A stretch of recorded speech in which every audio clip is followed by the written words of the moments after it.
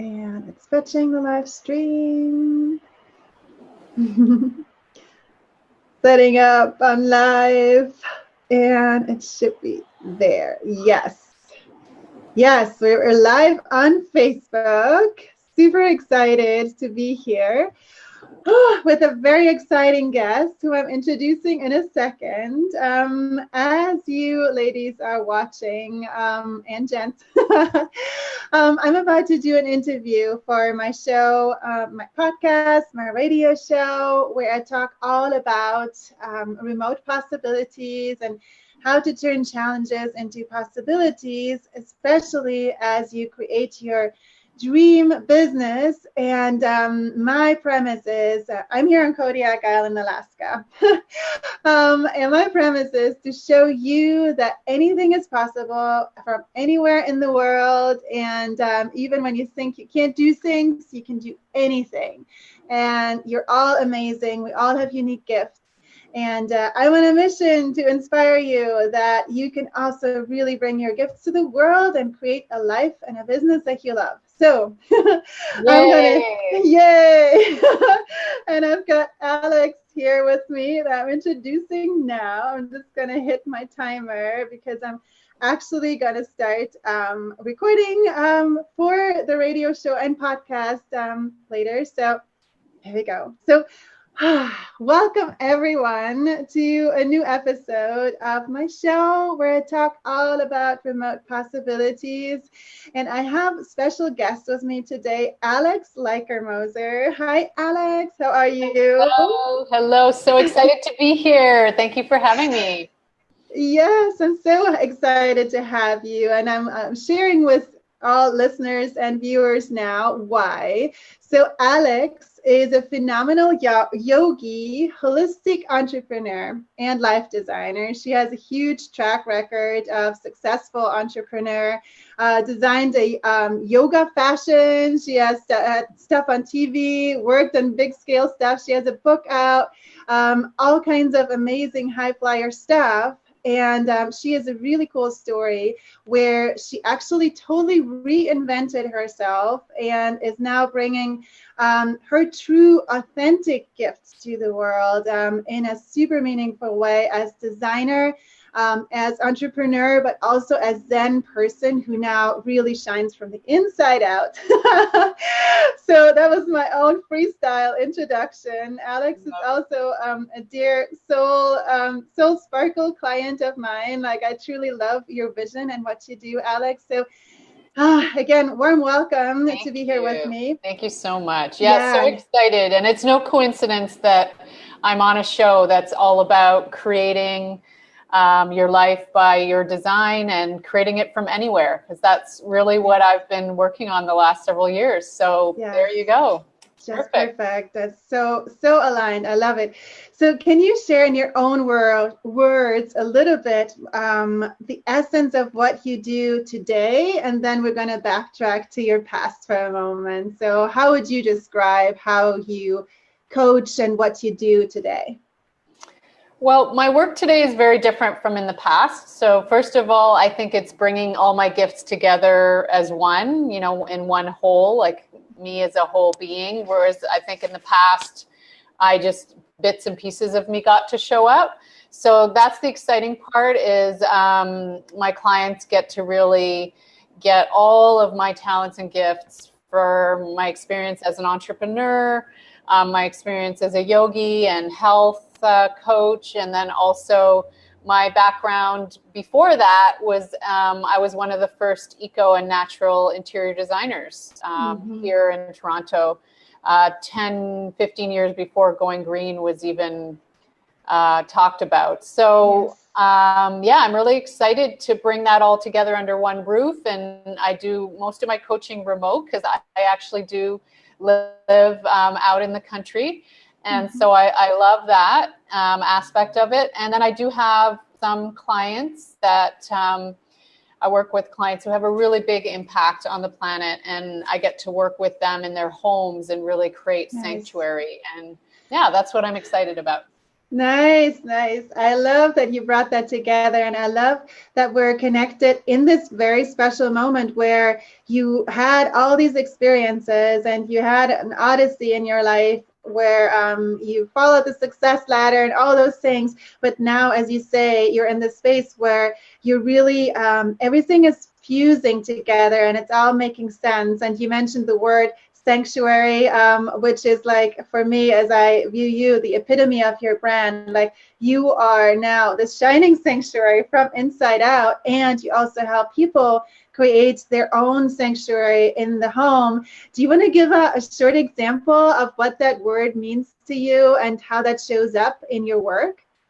Yeah, absolutely. So for me, I think it came through my own journey, obviously, as you were saying, and my yoga practice, which I've been practicing yoga for 20 years and teaching for about 15. And it really, does all start within. And then, yeah, you build from there. So I look at my body now as my temple. It is my sanctuary. And the way that I honor it every day is how it then gives back to me. And then the same is with our outer worlds and our outer space, how we are in our home. Having sanctuary to me means having a place to come home to that's peaceful, that's restorative and restful, because often we do get stress out in the real world. And so then when we come home, that's our chance to recharge and create really our dream in our home, like what really inspires us, to then fill our cups so that we can go out and whatever, the work is that we're doing in the world, and be really empowered and aligned to do that. I love it. That's so awesome. And I know there's going to be more conversation around building your own sanctuary and what that can do for you. But let's talk a bit about your story, because we all start out somewhere. And with my show, it's my inspiration to help other women who may not be as far as you and I are in our like alignment and being lit up and all of that. So you start your business, and at first you have all these challenges. Can you share a little bit? I mean, we always have challenges, but at first it seems like huge, and you just don't know. You may not believe you can do it, right? So can you share your story a little bit from like when you first started out as entrepreneur and your big success and how you got to today, that arch? Okay, let me see if I can bring that together in the short time we have. That's a tall order. You're really. I know, it's okay. I love it. Something, yeah, whatever no, I love it. And that's a really good point, I think. And it's great also, this brings up a great point, is acknowledging our own journeys. We don't often do that, right? I don't often sit there and think of my whole journey, but you're having me do that, which I think is great. And so for me, I was always a bit rebellious, I guess, as a young person, and I never really saw myself working for others because I was so creative. And so from a young age, I sewed my own clothing. I was always creating. So when I told my parents I wanted to study fashion, they were like, no way, like you're never going to get a job being a fashion designer. So I said, okay, fine, I'll study interior design. And I studied interior design, and that allowed me quite a bit of creativity. I hit the ground running, and I was already starting my business in school, helping people pick colors. And then my interior design business grew from there. So one thing I always, because I've mentored a lot of women, and one thing I always remind them is you may not know exactly how you're going to get there, but it's important to start and commit to something. And, if you're doing studies, complete your studies and then see what's next. Because now when I look back, everything they're like breadcrumbs. It does all lead together. But at the time I didn't know, that from doing interior design and then burning myself out and having a bit of a health crisis at the age of 30, I turned to yoga, meditation, raw food. And this was over 20 years ago. And then that really assisted me to find better balance as an entrepreneur. And then that led to my next business, which was, Yoga Girl, evolved from that. So it really is like just being committed to what excites you and your journey, and just letting it unfold. And I think that's something important that, yeah, we forget sometimes. Yeah.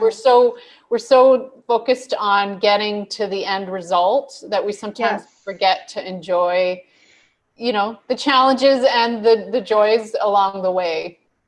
Yes, I love that. And I love your breadcrumb fairy tale analogy. That is I'm so visual myself with my own design background and whatnot. But I love that. And what I get also from that visual of just following what lights you up at the time, even if you don't know why, just pursuing it.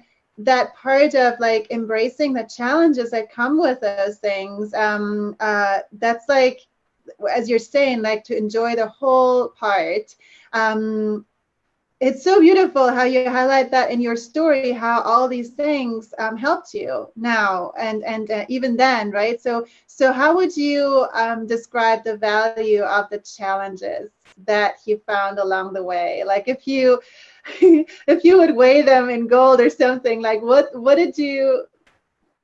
comes to you? Because usually we run away from challenges, right? We try to, defeat it, like fight it, overcome it, blah, blah, blah. But let's talk about the value of the challenges for just a second.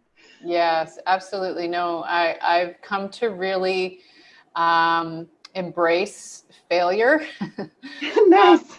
And just learn that it is actually success. Like when I fail at something, then I actually get to succeed because I get to learn so much from that. Mm-hmm. And if I don't take the risk, like when I don't take the risk or I hold back, then I never get to really know if that was for me, because I never tried it. So I've definitely really good at falling flat on my face. And what I've learned is like, you know what, you just get back up and you go, that did not go the way I planned. I'm not going to do that again. And sometimes I do end up doing the same thing again. And then I go, here we are again. So I think bringing a bit of humor and, we are human and we are going to make mistakes. And I think that just dropping that whole perfectionism thing is what I've also learned to do. Yeah. And just really say that failure is actually success. It's not something that we're taught. Nice. And just reframing it, that actually that is part of success. Yeah, I love it. Yeah. I love it. So like, that didn't work. And like knowing that knowledge is power, as I say, right? So, Exactly. That is so great. I love it. Awesome. So let's fast forward to just a little bit before the present moment where you had this big entrepreneurial success, like your, I believe, international fashion line, your interior designer, and all these big things happened for you. And then you took a sabbatical. Do you want to share a bit like what happened? Like, why did you stop? And start there. Okay. Yeah, that's a great question. And I didn't just to follow through on the overarching, what I forgot to mention, and you did mention it, is that out of teaching yoga, like after the burnout and then teaching yoga, a clothing line was born out of my need as an instructor to create clothing that I wanted cotton and natural fibers. And at that time, there was nothing available. So sometimes, out of like a need, something is born, in your discovery and your journey. That's what I've also learned as an entrepreneur, is some of the best ideas I've had have been mistakes, or things that just come out of a need that I have. And so I think that's really important to note, on the journey of being an entrepreneur. And then tying that in with what you just mentioned.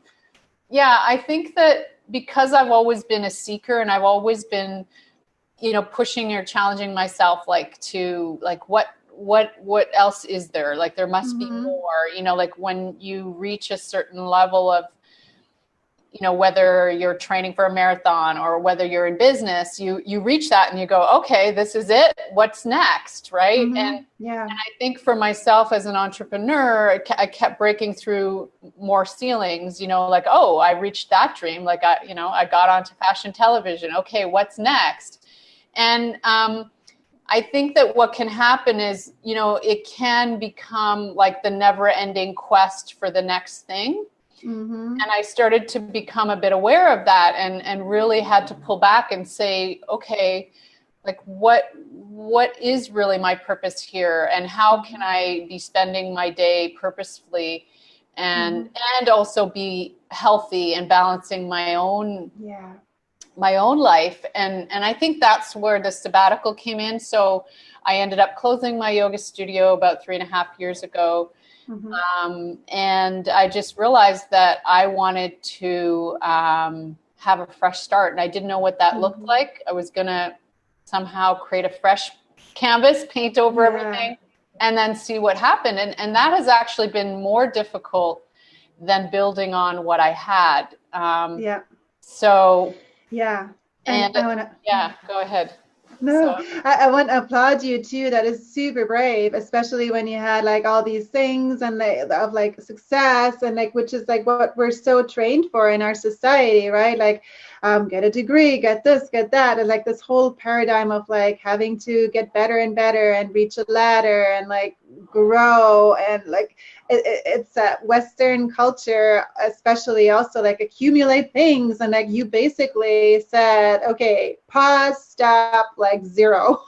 That is super brave. So yeah, I really want to applaud you. So you mentioned earlier before we went live that it was challenging for you in a different way. And you had heard this from other authors and successful people before, that sometimes it can be especially or a different kind of challenge to start again. Like, do you want to share a bit more about that?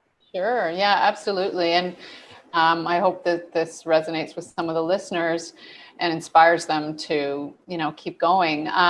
For me, I'd heard about writer's block, or writers, who had written a book and had a big success, and then they had trouble, getting into their next book. Or, Shania Twain, I've heard she had some similar challenges with her voice, and then overcoming her fears. And I understood that, but until I actually experienced it myself, which is what I've been going through, I didn't know exactly what that was like. And so basically, I had to really come to a place of trusting my inner truth, that it would guide me, even though everything else was saying you're crazy, or you shouldn't throw away, all this.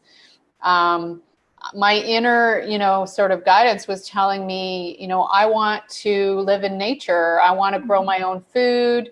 I want to spend my life with a partner who also shares those values. And all those things were missing. So I noticed that a lot of I kept myself very busy and, focused a lot on my career.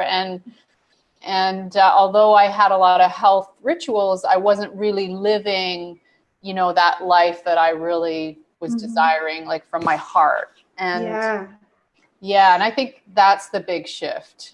Yeah, I love it. And I really love that you share that this paradigm that a lot of people still are caught in. It's almost like the web of success. I don't know, like a spider web or something of like this, climbing, that you felt this inner calling of like what really matters and what your heart was saying, and that you dared to listen to it and expand into that. And now your life is like expanding in such bigger ways that are more fulfilling, right? So before we get to that next part, I know you said something really poignant, if that's the right pronunciation, before, when you said like, okay, so you were ground zero, you decided to start again, and then it was kind of daunting to start again, and you did this breadcrumb thing of just sharing. Can you talk a bit about authenticity and what showed up for you when you did that? Sure, yeah. So I guess I started to really see what was real, what really mattered to me. Like, it's sort of like the busyness and all that. I started to really see how I had gotten caught up in that, and how that wasn't really serving me. And so what I'm finding now is like, I work less, but I work smarter and more purposeful, and I work with people that light me up, and it's just like bringing more awareness to the choices. You know, it's the same as like when I choose what to put in my body, you know, whether it's just knowing that in every moment I have a choice, and then what I'm choosing is going to have an outcome. And so if I keep choosing to say yes, yes, yes, yes, yes to everything that comes my way, yes, of course, I'm going to be working 24/7, and I'm going to be really, after a time, my body is going to be exhausted and burn out, right? So I think that's what I've come to understand, is like that, wow, I get to really choose, and you know, and that is empowering, you know, that is empowering to be able to say no, or no, not right now, and then honor your own space and time. Yeah, so that's totally love it. Yeah, the big difference. Yes, thanks for sharing that. And one thing that I'm just going to bring it to the table, a particular story that you shared earlier was that when you were in that stuck space of like, or not fully stuck, but like that new beginning, where you chose to also let go of like, oh, I have to know everything before I move forward, and you chose to authentically just start sharing and talking with people, and you had a bunch of conversations, like a whole month you dedicated to talking with women. Can you share a bit more about that and what happened when you did that, just showing up? Yeah, absolutely. So last month was my birthday month, and I decided to gift 30-minute sessions, exploration sessions, and share them with women. And even though actually a lot of people, you know, coaches and some people said, I don't, you know, you shouldn't do that. And it just felt really good from my heart. And in the end, what came of it is I had all these amazing conversations with women throughout the whole month. It was like, it was a gift they were giving me. Trust me and share their challenges in their businesses and in their, you know, personal lives and health. And that really inspired me. Like that has been an inspiration to me now to go forward and, you know, with my offerings for coaching and doing the home sanctuaries. So I want to thank all those women, you know, that really, they gave their time as well. And just giving unconditionally sometimes, you know, it can really create a shift. There's a really beautiful quote. If you're feeling helpless, help someone. And so I always remember that quote. It's in regards to Aung San Suu Kyi when she was under house arrest and in the Philippines, and her people were like, well, what can we do? You can't guide us and lead us. And she said, help someone, just go and help someone. And that quote and that story just always stuck with me. Nice. Yeah, actually a friend of mine, Morley in New York, she wrote a song about it. If you're feeling helpless, help someone. So I recommend that to any women out there or men. If you're feeling blocked or stuck in your business or your personal life, go and, you know, volunteer for a few hours or help a neighbor and just see what opens up for you. Oftentimes, you know, that can really be the little shift. Like when we see how much of a difference we can make for others, it takes us out of our ego and all those stories of, you know, whatever it is we're running at that time. Yeah, I love that you say that. And I love, like, there's this reflection too that you say that you gave unconditionally, and you just gave these free sessions talking to the women, but I want to reflect what came back to you also, like, so for your heart, first of all, you were saying that it lit you up and it filled your soul and all of that. Then you mentioned earlier to me that it rekindled your passion of like realizing what you can bring to this world, right? Like it reconnected you to your true purpose, to your soul purpose. Isn't that amazing? And then, I also want to reflect like from rational left side brain, whichever side it is. I think it's the left side, where You did basically, in other words, you also did market research, only it came from the heart and it wasn't like a solely structural thing, but you get amazing insight of learning where they're at and like feeling into like how you can come to the world with your gifts, like how can you help, where do you fit in, what is needed. And of course, you're cultivating potential new clients. So it's like genius. Only thing is you just came from the heart and you just let go of everything. So how beautiful is that?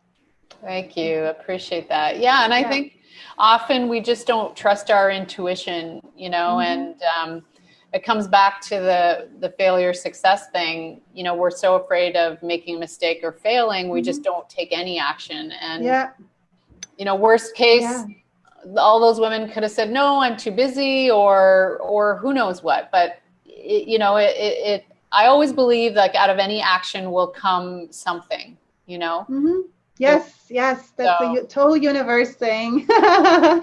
Any action, even if it's falling on your face, something will come out of it. Right. Then you'll need a Band-Aid. There you go. Yeah, but then you learn not to walk this way. So anyway, so we have about 3 more minutes left in our interview. So let's loop back into the whole sanctuary concept. And I know that you have a really cool webinar coming up, which I get to co-host with Kavita Singh, where we'll spotlight you and we'll all have a really deep, awesome, powerful thing happen. So can you share a bit more about this whole concept of sanctuary and how did this change your life, like from the beginning of the days? I know it like totally transformed your life. Yeah, so for me, I guess ever since I was a little kid, my mom used to always say, oh, you'd always move things around in your room. I never had to tell you to clean up because you were always shifting things around and designing. And I think it's just something natural that I do. I like to work with space and create spaces within spaces. And so what I've come to discover in working with others, with my clients, is that, if you have a cluttered desk or car or office or home, inevitably that does kind of inhibit you. And eventually, you get fed up and you clean it up and then it's good for a while. And so by creating spaces with more intention, like on your desk, actually having a little area that I call a spot or a special place of tranquility, then it allows you to kind of have that, it's more of an honoring, and you're probably going to be less likely to clutter all the rest because you have that nice little Zen area that's kind of reminding you of what you're committed to and inspires you. You might have a candle. And yeah, so that's something that I'm really excited about sharing on the webinar so that people can see that it can be really easy. You don't have to do a whole home. You could just do one little area, and that can really make a difference.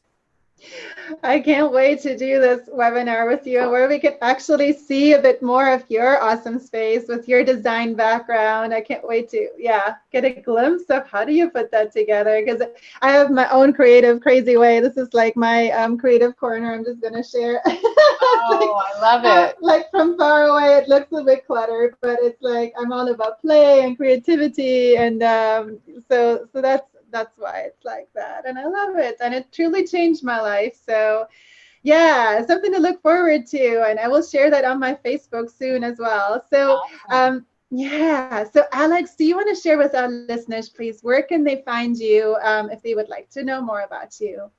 Sure. They can find me on my website is www.yogagurl, like guru, GURL.com. And also on Facebook, we're under Yoga Girl.